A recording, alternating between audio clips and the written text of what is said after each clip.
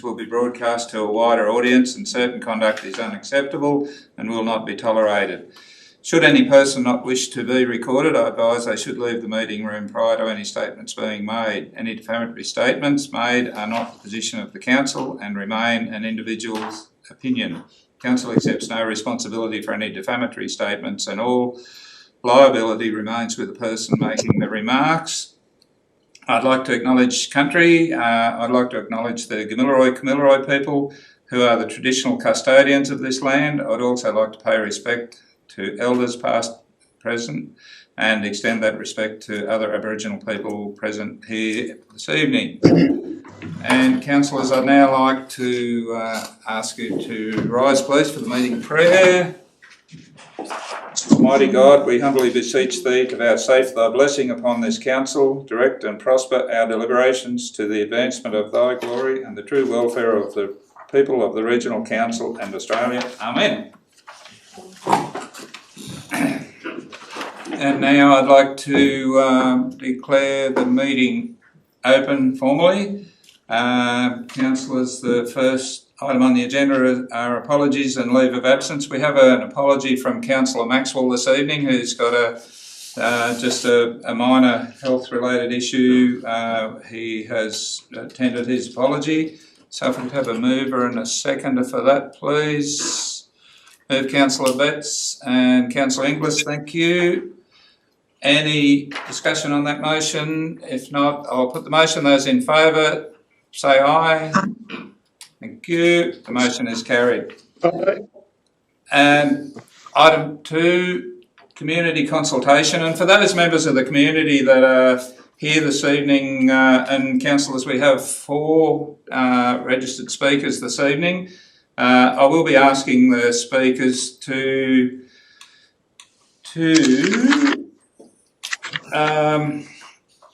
make a declaration, disclose any reportable political donations or gifts made to any councillor or any council employee in the past 2 years. So the first member this evening, councillors, for community consultation is Mr. Dean Tapp. Dean, have we got you there? Dean? There. Yep. Thanks, Dean. So, Dane, just before you speak, we allocate a time of around 3 minutes for members of the community to make representation to council. We'd ask you to keep your presentation within that time. And also, before you start, if you could disclose any reportable political donations or gifts made to any councillor or council employee in the past 2 years, please. Oh, God, no. They've tried to fix it up for me. Hey? Dean, are you ready to go, Mr. Tapp? Yeah, mate. Yeah, I'm fine. Okay, we're ready for your presentation. In regards to, I'm not much on presentation, but the behind me where they're building the, well, they put the proposal in for that solar thing and stuff at Dampier Street, and where the council has opposed it. I think that's the best thing I've ever heard, because I grew up in that area and the amount of flood water that's there all the time is tremendous, and it's always backwater. And I know when you report you said that, and we're getting a lot of water down there, but we can't change things. But you need to kind of like get it stopped so that it doesn't try again. It's always going to have to be floodplain area, and never to stop all this until maybe when they put the contour bank in, but then I don't know where the backwater will ever go, because there's a hell of a lot of backwater coming through there.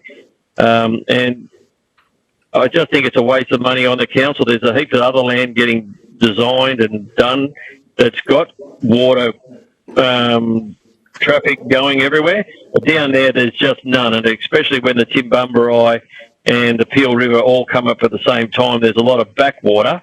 And I grew up down there, as you'd know, and we went through the 84 flood, and Shane Sherwood, who owned the place where I'm at now, which is backing onto that land, that water is phenomenally high on backwater. It's not rushing water, it's backwater. And I just can't believe that someone could completely ignore what everyone else says and try and put a DA in all the time. It just needs to be stopped. Okay, thank you, Mr. Tapp. Second speaker registered this evening is Kim Samuel. And Kim, once again, if you could please state whether you've made any reportable political donations, please. No, I've made no donations at all. Thank you. And if you could come forward with your presentation and just restrict it to about the 3 minutes, please. Thanks, I will. Good evening, councillors, Lord Mayor. My name is Kim Samuel. I'm an urban planner and a director at Elton Consulting. I have over 18 years' experience as a planner in New South Wales across both the government and private sector. The planning decisions we make today will have implications in 20, 30, 50 years' time, long after we are gone. Council has a significant responsibility tonight, and one that should not be taken lightly. Council must balance fairly and reasonably the merits of the proposal before you, the Taminda Industrial Lands proposal, and make an impartial decision based on sound environmental, economic and social outcomes. Based on the facts before us, I would suggest that Council is unable to carry out an objective assessment of this proposal, and that the right thing for Council to do is to hand over the decision-making to the Regional Planning Panel for an impartial assessment. Note that I'm not saying that this planning proposal simply be allowed to proceed. I'm only asking that Council fulfil its obligations under the Act and ensure that the planning decision made tonight is one that is right for the community.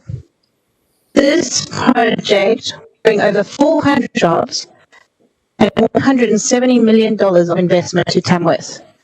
It aligns with Council's own economic development strategy, Blueprint 100. Council's report suggests that the flood implications of the proposal are not resolved. This is not the case. The Department of Planning and Environment's flood experts have stated that the flood issues are resolved, subject to implementation of the exhibited flood management strategy. Council's report also suggests that the flood management strategy has been changed. Again, this is not the case. Our solution was, and still is, to provide compensatory flood storage on Somerset Farm, a site that is separate from, but still owned by the same entity as the planning proposal site. Council also requires an easement over Somerset Farm to drain water from its Drury Road extension. Mr. Stearman does not need an easement to store floodwater on his own land. I'm not going to go into any further detail on the technical flood aspects. There are flood engineers far more experienced than me who can talk on this matter. But what I can state is that Council has a conflict of interest, and that Council has an obligation to hand over this matter to an independent panel that can undertake an unbiased assessment. Council should think very carefully about your decision tonight. The future of Tamworth is in your hands. New technologies and industries are emerging every day, and they are going to regional locations where they have local support and impartial decision-making. Places like parks, which have a special activation precinct focused on future growth. I ask that Council not let its community down tonight. I ask that Council practice responsible decision-making. Thank you. Thank you, Ms. Samuel. Councillors, the next speaker this evening is Peter Holt. Peter, are you with us? I am. Thank you very much for the opportunity to speak. Thank you. My name is Peter. If you could just please, for our records, state your name and make a statement as to whether you've made any reportable political donations to the councillor or... Yes, of course. So my name is Peter Holt. I'm a special counsellor at Holding Redlick. I'm an accredited specialist in planning and local government law. I have not made a reportable political donation, and I'm here speaking on behalf of this proposal for the proponent. Thank you. Please go for it. Look, I've had an opportunity to have a look at the agenda and for the resolution.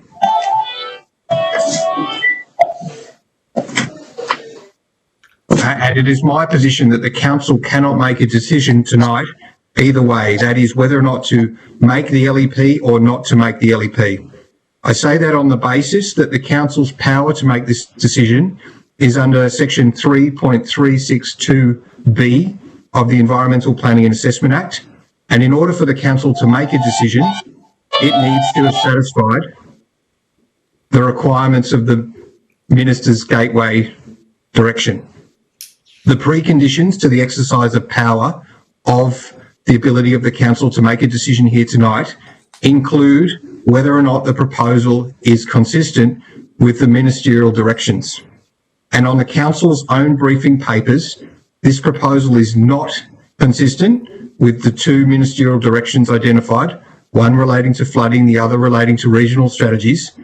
And the minutes paper do not indicate whether or not the approval of the Secretary of Planning has been sought to justify the inconsistency. So my position is that because the proposal is inconsistent with the ministerial directions and the approval of the Secretary has not been sought to justify the inconsistency, the council tonight does not have the power to determine not to make this LEP.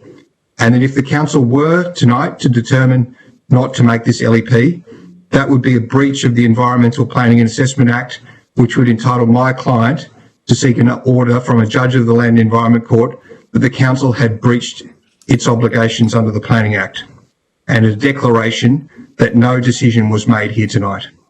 I raise that in circumstances where I recognise the importance of the council satisfying itself that it has the power to make the decision, and I would ask that it looks at the questions that I have raised before any decision is made, lest there be a court challenge to the decision of the council tonight. Thank you.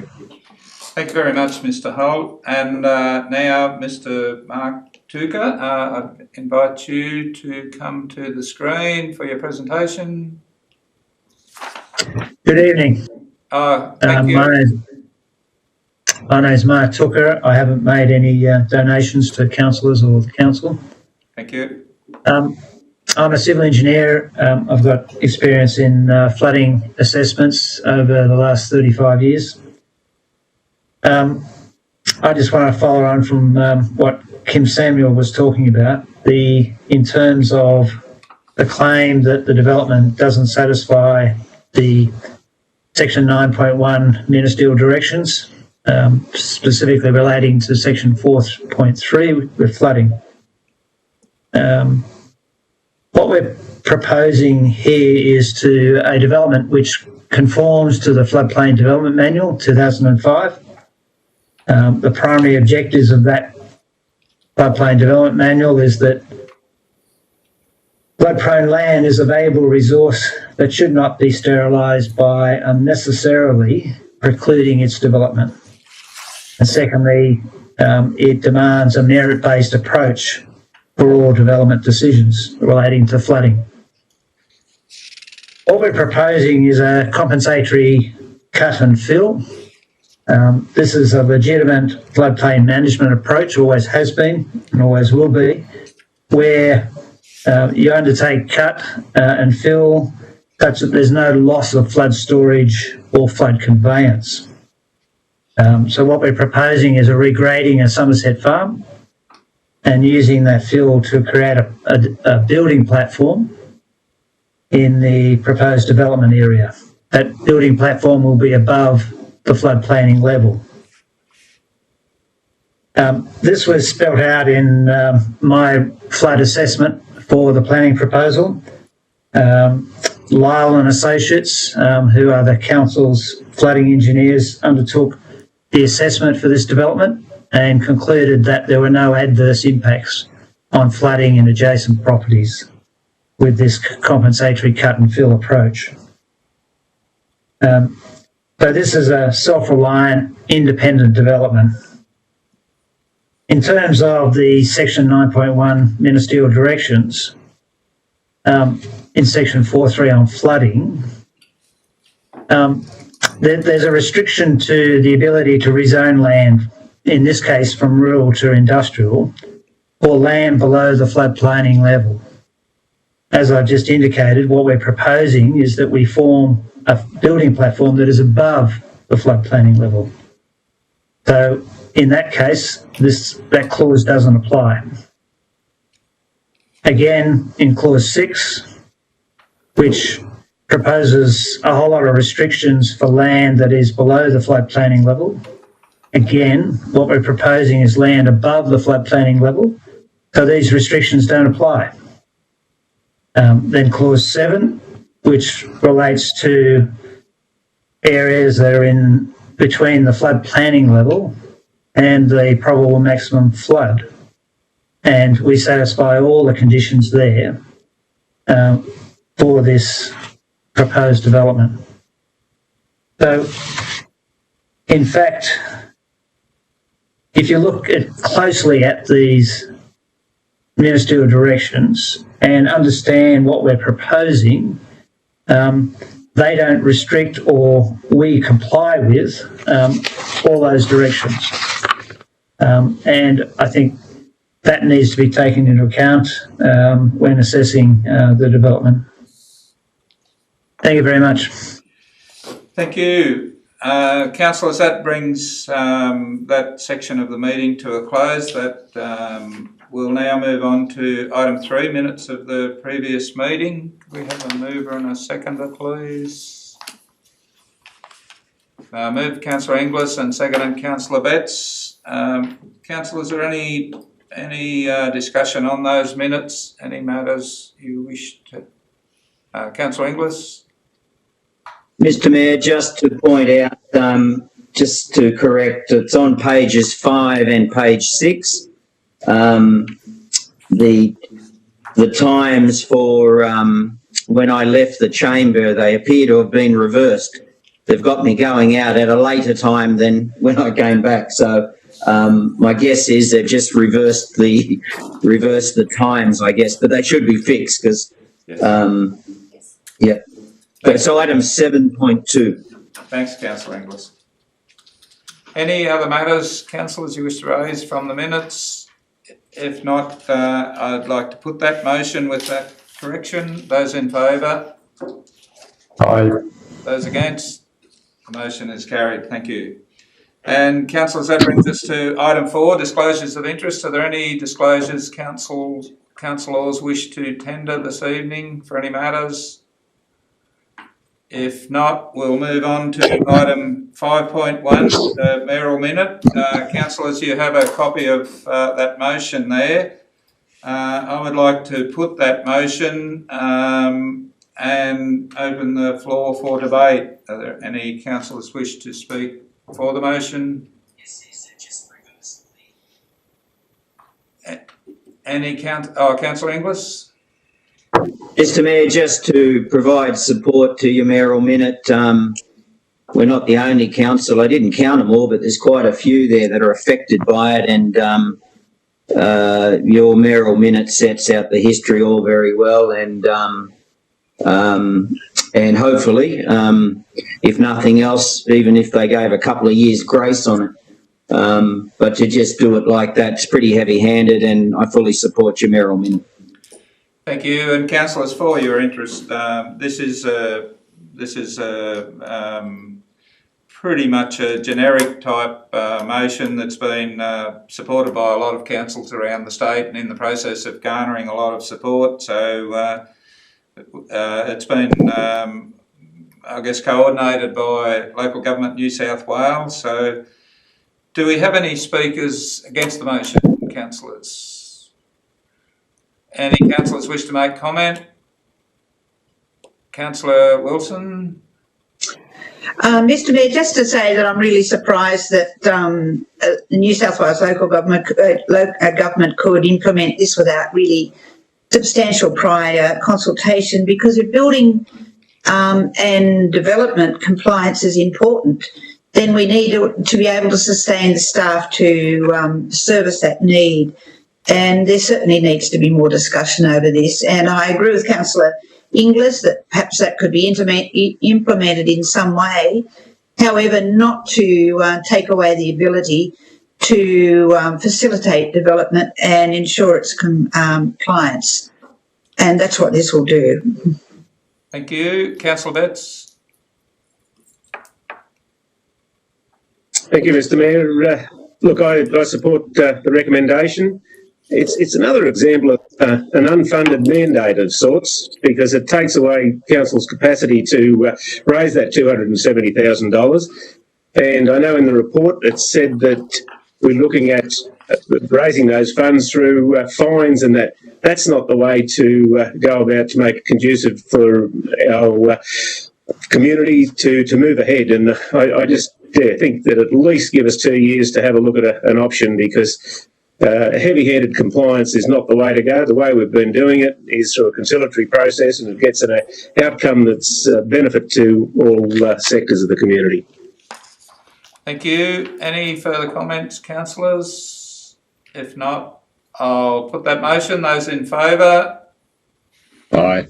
Those against? The motion is carried. Councillors, that brings us to item 7.1.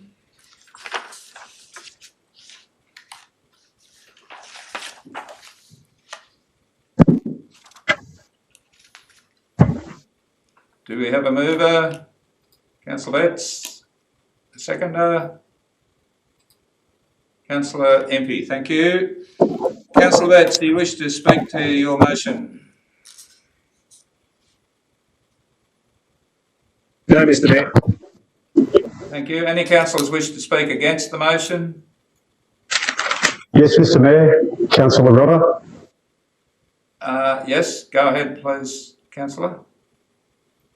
I'd just like to say that, look, from the outset, this proposal is not a development application, and I believe that this planning proposal is consistent with the objectives of the New England Northwest Regional Plan and Blueprint 100, and note that the site was anticipated to be rezoned in accordance with Council's 2008 Tamworth Revitalisation and Economic Development Strategy.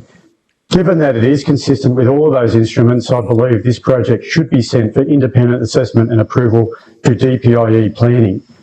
Furthermore, not approving this matter, it may appear that Council has a conflict of interest given its interest in developing land such as the Global Gateway Park industrial estate while deciding to refuse support for this planning proposal. And I believe further it demonstrates why this request should be referred for independent assessment to DPIE planning.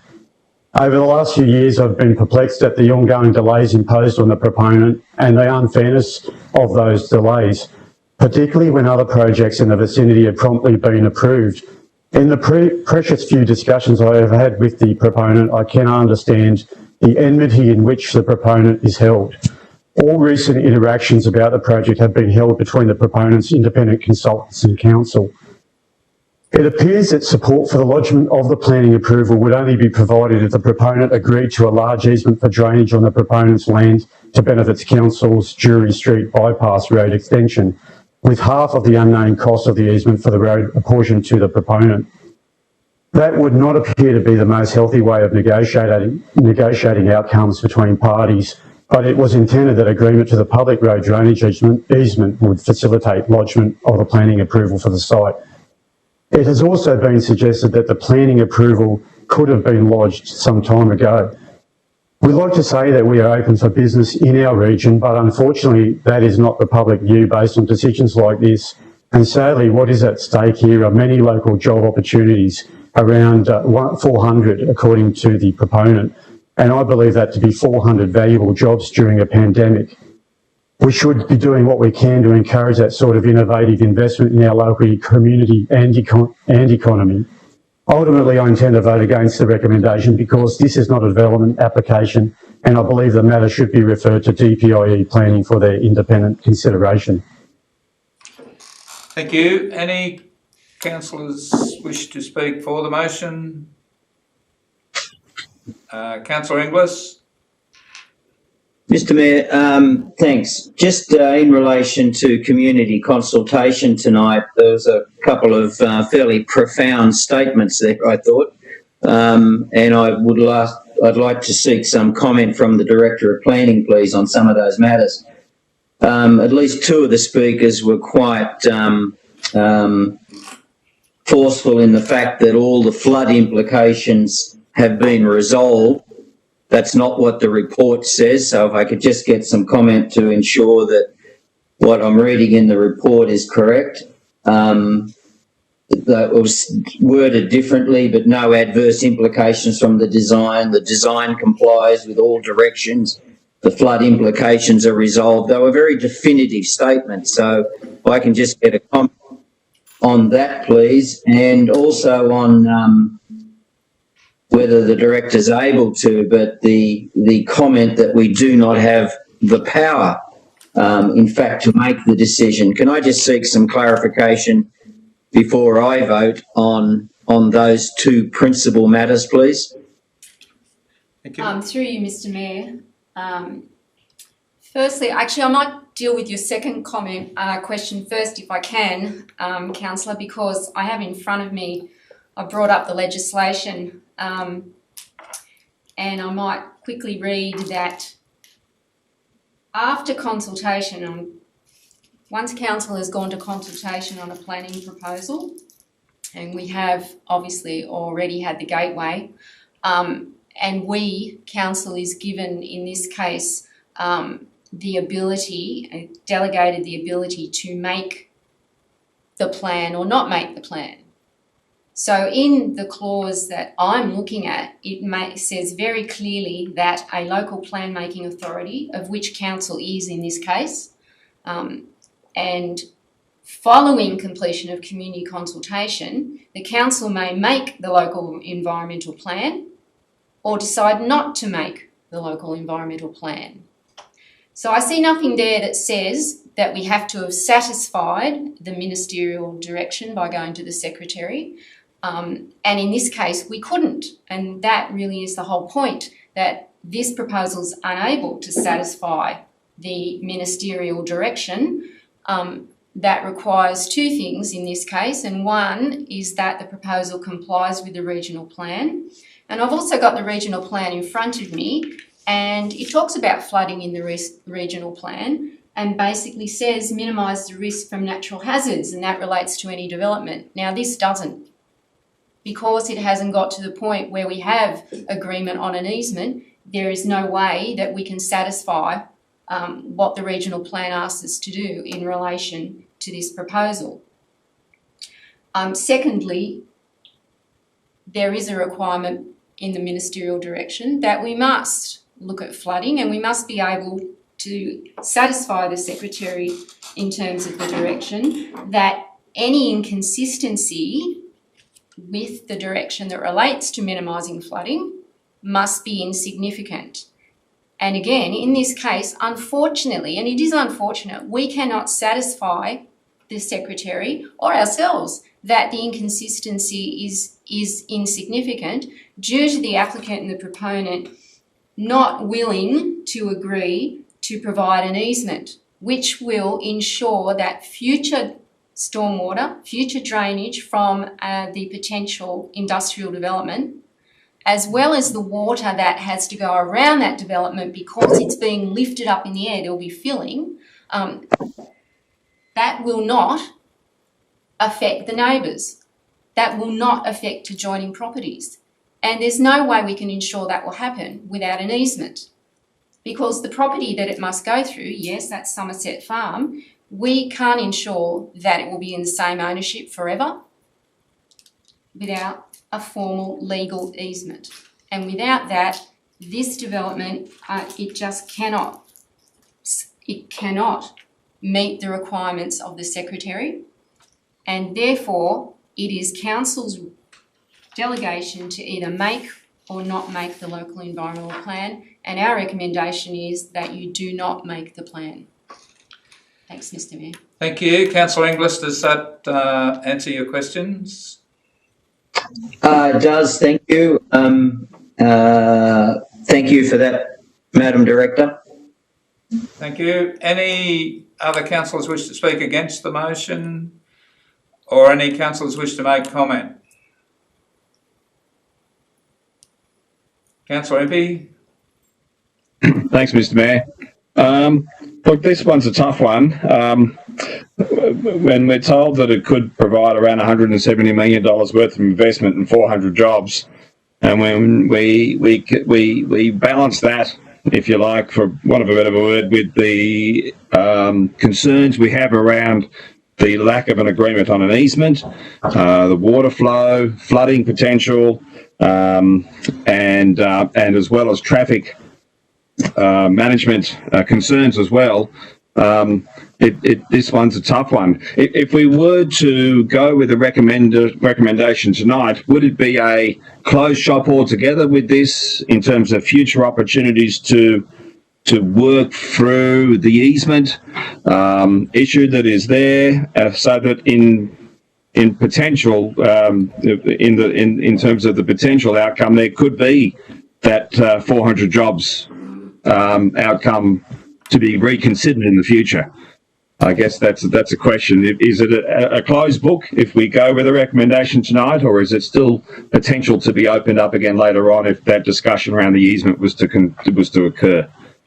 Councillor Impey, I'll invite the Director Verica to explain the situation on that. Through Mr. Mayor, Councillor, if Council adopts the recommendation tonight, that per se is the end of the story in this chapter, if I can say. So there is no appeal on Council's decision, and the local environmental planning proposal as we have it today, it is finished, it's gone. However, in the future, the proponent or a proponent may wish to submit a planning proposal to the department, and that's certainly their right to do. That would mean that the whole process would have to start from scratch, but that's certainly something they may wish to do. The only point I'd make is that since the time that this was lodged and the gateway decision was given by the department, the actual flooding requirements have changed, and so last month in July, there was a new direction issued that changes the flood requirements, actually makes it more difficult, not easier for this proposal. But that doesn't mean that someone couldn't lodge a proposal in the future, and there could again be some negotiation on an easement. Well, thanks for that, Director. Any further comments, councillors? Mr. General Manager, do you have any comments you wish to make on this? No, thank you, Mr. Mayor. Look, all I would say to the councillors is the staff have briefed you extensively around this matter through workshops, reports, and so on. I'm very confident in the report that's put in front of you is certainly a valid and justified recommendation. I certainly support the professionalism of our own staff and the amount of work they've put into this entire process, and so I think you are certainly entitled to make a decision about this matter tonight. Thank you. So, councillors, if we don't have any more comments, I'll now put that motion. Those in favour, with a show of hands, please. Who are we missing? Councillor Webb? Councillor Webb, are you with us? I think we must have... Maybe we've lost him. We must have lost Councillor Webb. Councillors, we still do have a quorum in the chamber, so I'll call that... there is down the bottom. Councillor Webb, are you with us? You're on mute.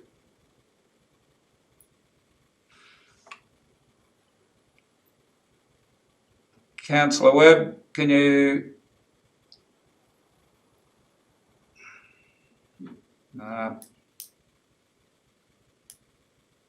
Councillors, I'm afraid we will have to move forward with the vote. We've got a vote of 6 councillors in favour. Those councillors against the motion?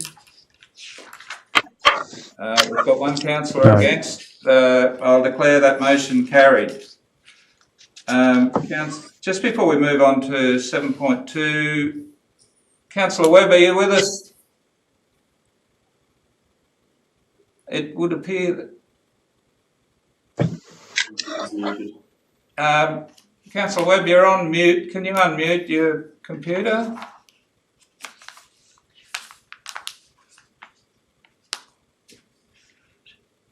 Mr. Mayor, if I could suggest that we have one of the staff contact Councillor Webb and ask him to participate audio-wise over his telephone rather than through the the link. There's obviously some internet issue there from his end.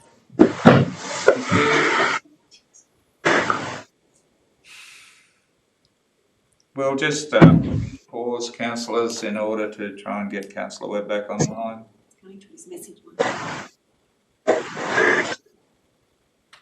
Hello, you have your phone on mute.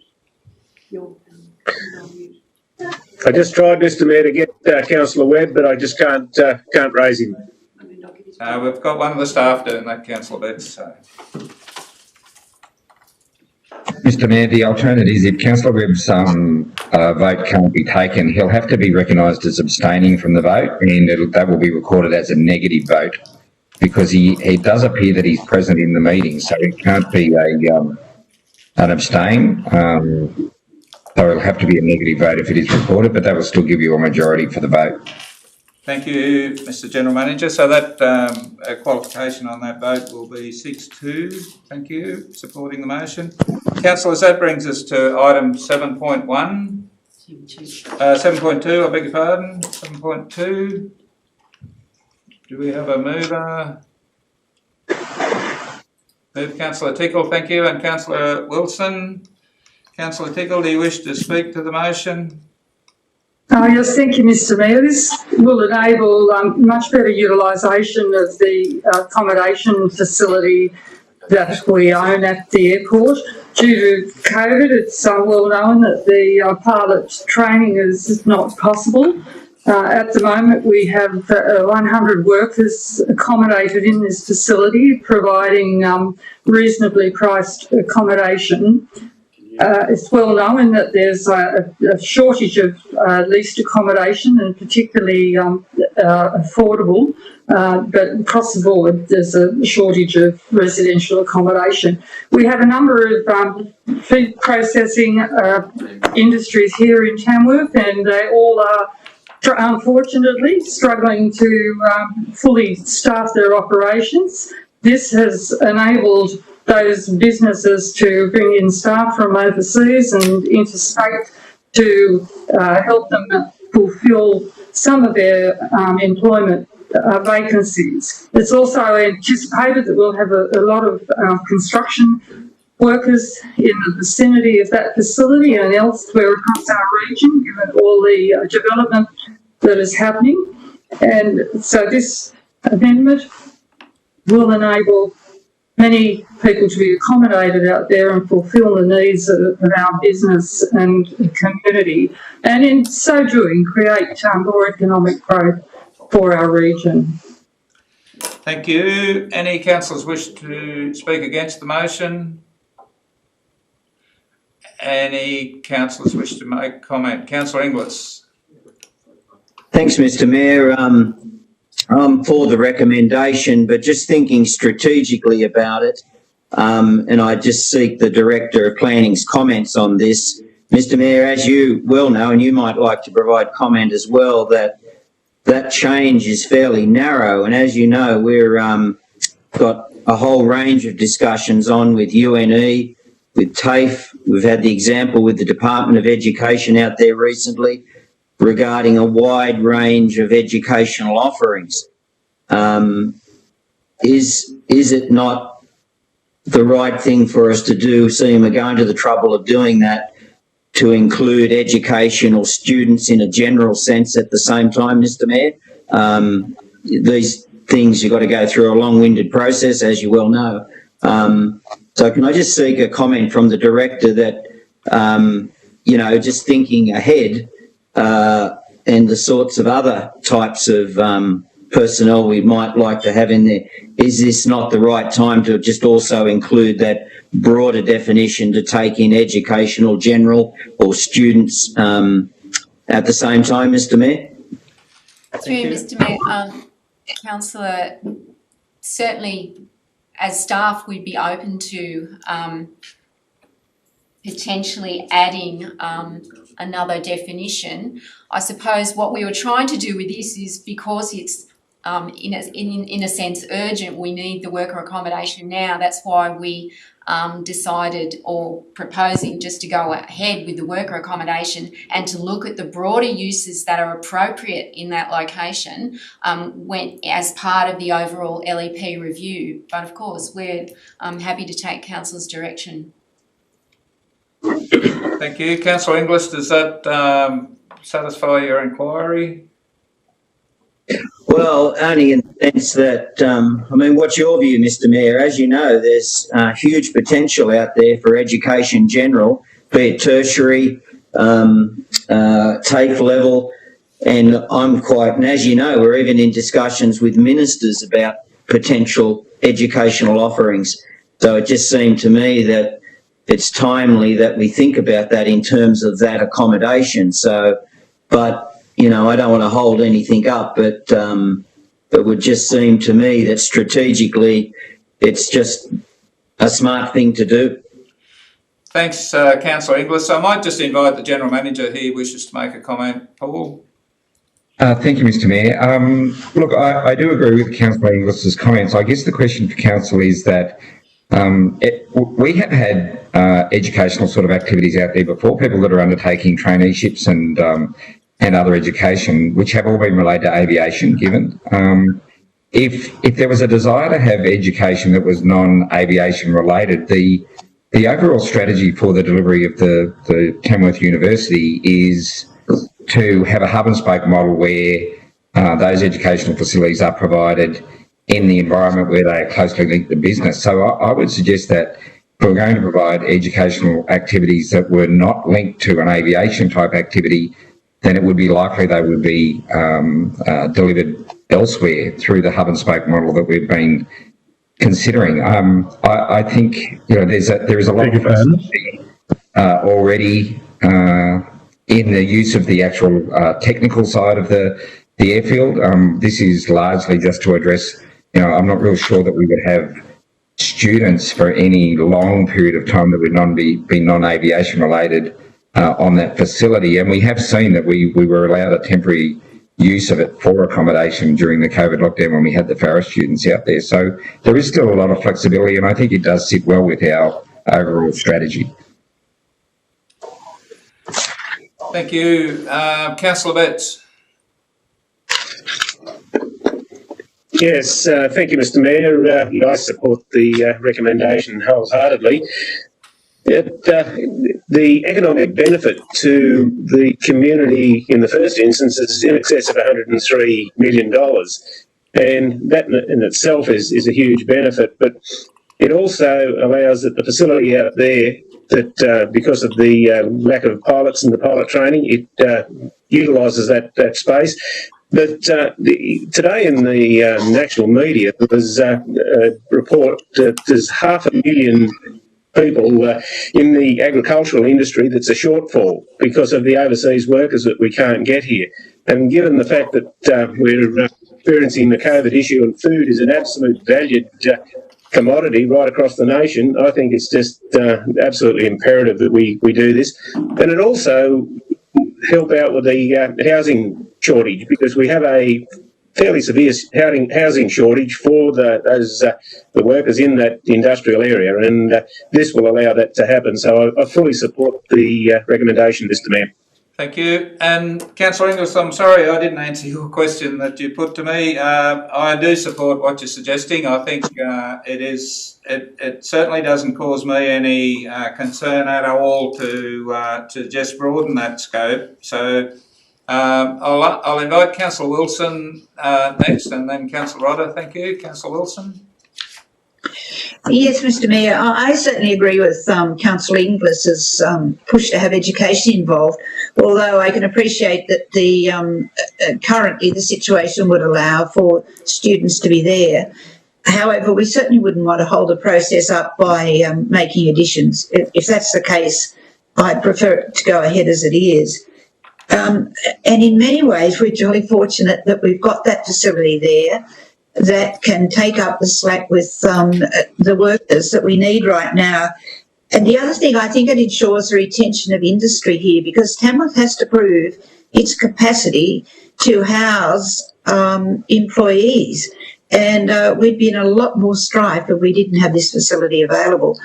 So it's critical not only for the workers that we're bringing in, but also ensuring the viability of the existing workers that are already there to ensure that that industry stays in Tamworth and they're employed, plus the ones that we're assisting. But it certainly highlights the need of our housing shortage and that we need to be really, as we are taking it urgently, but maybe also with a bit of ingenuity too, because I know there are developers out there that are really keen to make Tamworth work and work well.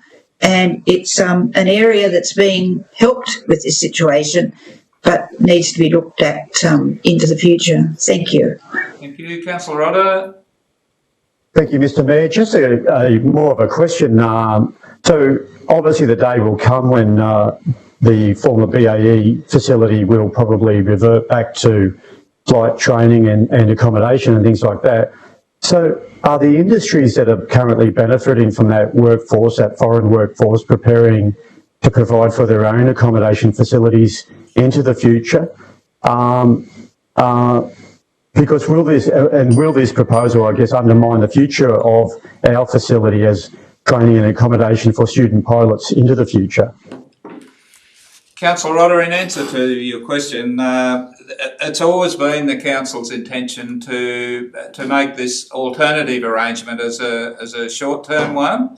It's always been our intent to keep airport-related training as the centrepiece of that whole development out there, with regards to the airport runway, to the college component of the facility, as well as the accommodation. So all of these other arrangements are more short-term or non-aligned. They're short-term arrangements, and the contracts have to date have been limited and within the description suggests 6-month contracts. So I think your concerns are certainly valid, but they're also supported with the recommendation. Thank you. Thank you. Councillors, do we have any other comments? If not, Councillor Webb, I gather you're with us now.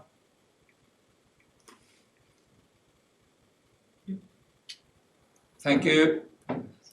So, councillors, if we have no further comments, I will now put that motion. Those in favour? Those against? The motion is carried. Councillors, that now brings us to item 8.1. Move Councillor Inglis and Councillor Empey. Thank you. Councillor Inglis, do you wish to speak to the motion? Mr Mayor, only to just, again, thinking strategically about it, I'm more than happy with the recommendation in the context of it being for a limited time. As you know, Mr Mayor, UNE has recently launched their STEM-Q program, and it's a significant program, and what it's basically trying to do is to link or connect research, industry and investment. I think the ranch, with its being contiguous to our farm out there, I think the potential for it to be one of the STEM-Q hubs in agribusiness. So looking at excellence in agricultural science, technology research, I think there's enormous potential there, and it's something we should be starting to think about, and that's education, research across agribusiness, primary production, technologies for land resource management. So I think there's enormous potential out there. So just to keep that in the back of our minds, the lease that we're intending is only short term, but I think we should begin discussions with UNE about it being a potential STEM-Q hub into the future, Mr Mayor. Thank you. Any councillors wish to speak against the motion? Have any councillors wish to make comment? Councillor Betts. Yeah, thanks, Mr Mayor. I totally support the recommendation and support Councillor Inglis's comment, because history has shown that we've sold land and yeah, we tend sometimes to regret that, and I think there's always future potential. And I think the fact that the university presence is coming closer and closer, the opportunities there, as Councillor Inglis said, is just, I think, paramount to this discussion. Thanks, Mr. Mayor. Thank you. Councillor Wilson. Sorry, Mr. Mayor. Just a question. I would have thought that 12 months, the 12 months option would have been rather short. I mean, I'm not in livestock business, but I would have thought that that was maybe 2 by 1 would have been a more viable time period for the lease. Councillor Wilson, I think that's probably a valid point, but given the levels of interest that there are, other interests in that land, I guess the council or the writer of the report felt that it was a more appropriate time frame, and it can be extended. Obviously, there's a 12 months option there that council can support if it wishes to. So the capacity is there to extend, and it's certainly not considered that this could be a long-term farming operation. It's a short-term farming operation, and an opportunity for council to recover some funds from the ownership of that property. Thank you. Any further comments, councillors? If not, I'll put that motion. Those in favour? Aye. Those against? Councillor Rodda, you're voting against the motion, or are you supporting? No, I had my hand up for yes. Thank you. In favour, I was in favour. Yep, thank you. We've got a bit of a delay here, which is a little tricky, I'm sorry. No, you're Okay, right. councillors, I was wondering, yep. Sorry, Mr. Mayor, I was just wondering, in hindsight, we should have had division recorded for all of these motions, just to reflect the accuracy of them. Could you just repeat that again, councillor? I was just wondering if, in hindsight, we shouldn't have had division recorded for each of the motions we've had tonight, just so it accurately recorded the intention of each of us, given the issues with our laptops and things like that. Councillor Rodda, I'm always happy to call a division if you wish to ask for one, so more than happy to do okay. that. Fine. That's fine. Thank you. So, councillors, that brings us to item 8.2.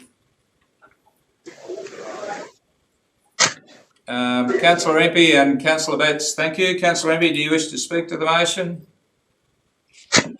Oh, no, Mr. Mayor, other than I think that if there's land sitting there, sadly, we're look to be 6 months away from our plans out there. So if there's land sitting there with all the rain around and the pastures, the green grass and everything, we may as well look at some uses for it in that time.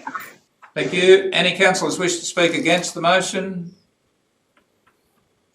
Any councillors wish to make comment?